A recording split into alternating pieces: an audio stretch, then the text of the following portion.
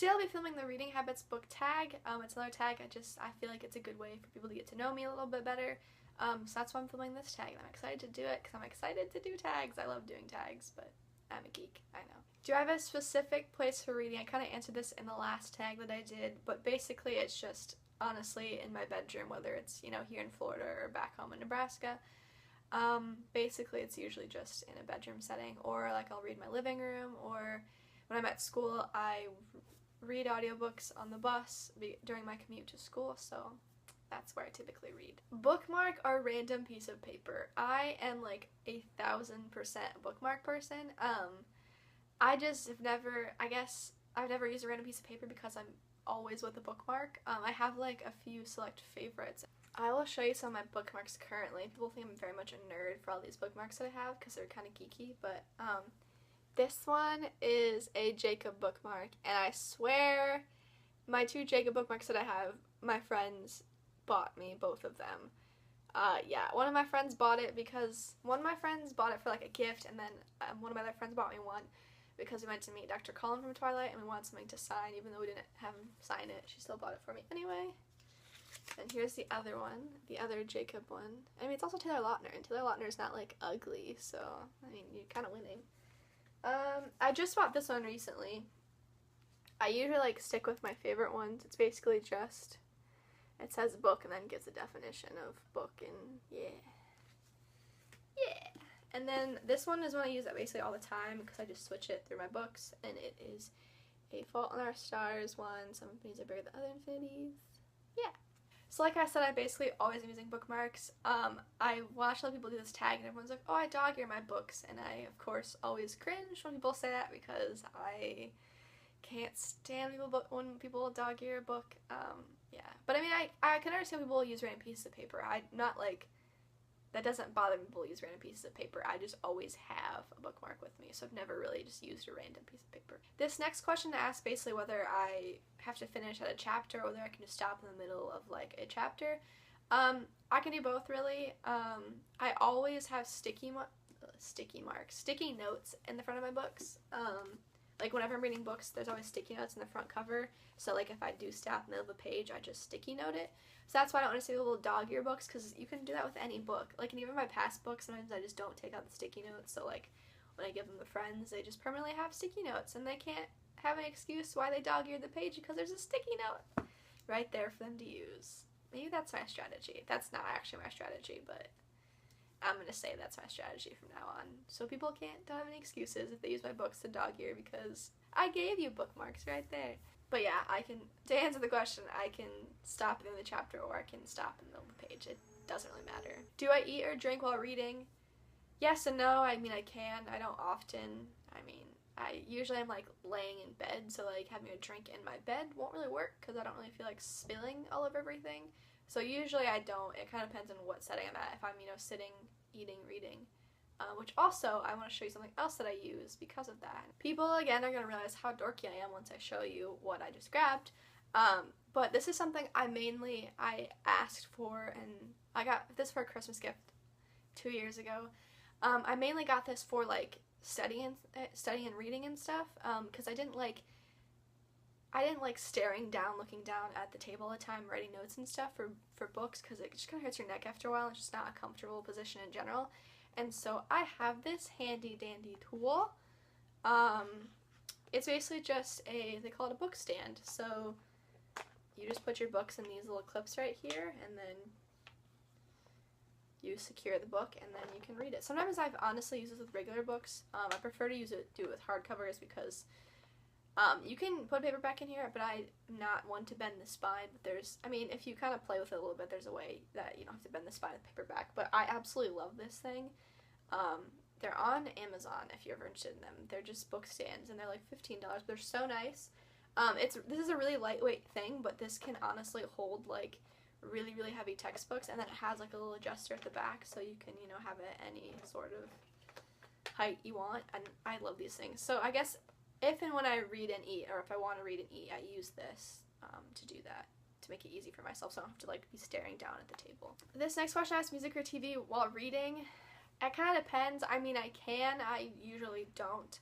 I'll have music on if I just like want to distract myself and people who are talking in the background or whatever. But I can also read while TV's going on in the background. I can focus. I just usually prefer not to. Like, I usually prefer to have it quiet if I can, but I can if it's necessary, but I prefer not to have music or TV on when reading. One book at a time or several. I used to, when I was much younger, read like literally 10 books at a time. That's not even an exaggeration. I would just read a chapter of one book, go to the next book, and then just keep going on and on until, you know, I'd slowly read them all.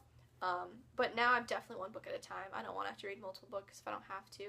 Obviously, you know, that comes up with school and stuff, but if I can try, I will be reading one book at a time, not several. Reading at home or elsewhere.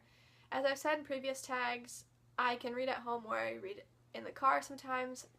I can read in the car without using an audiobook, but now on the bus I have to use an audiobook just because it's so much stopping and starting that I can't handle that. But in cars and road trips I can read.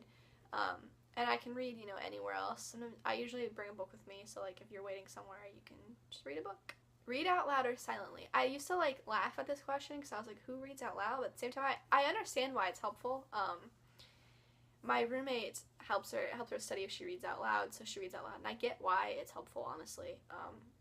I just don't read out loud just because I feel like it takes so much energy to read out loud, so that's why I read silently. But I see why people would read out loud. I just don't read out loud.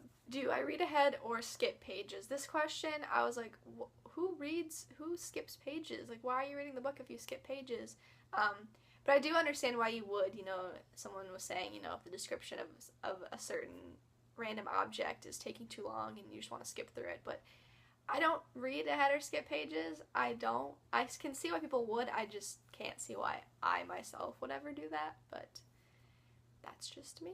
Breaking the spine or keeping it like new. This one, I have a very passionate opinion about this one. I hate when people break the spines of books. It drives me nuts.